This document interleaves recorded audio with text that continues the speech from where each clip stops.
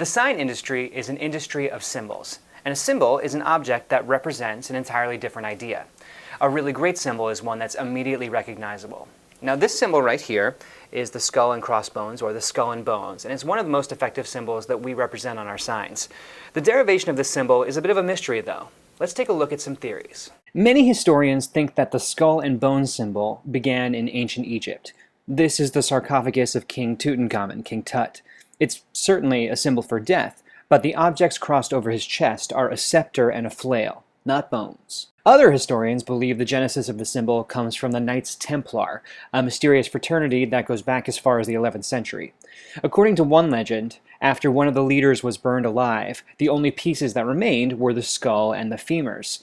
The Templars, who were very established mariners at the time, incorporated this into their flag.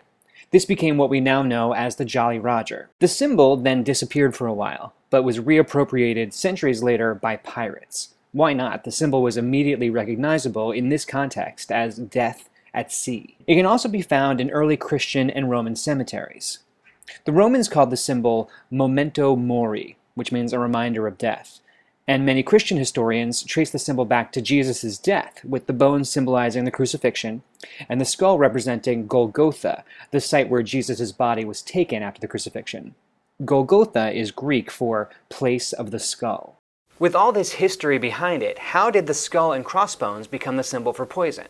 Well, that's a bit of a mystery too. In the 19th century, with the rise of industry in the US and in the world, also came the rise of regulation.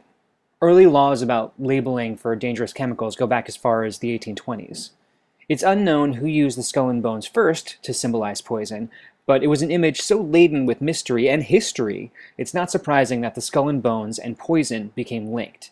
And today, it's the only universally recognized symbol for poison. For more information, take a look at the essay on our website. But if you have any questions about safety signs or warning labels using the skull and crossbones, feel free to give us a call.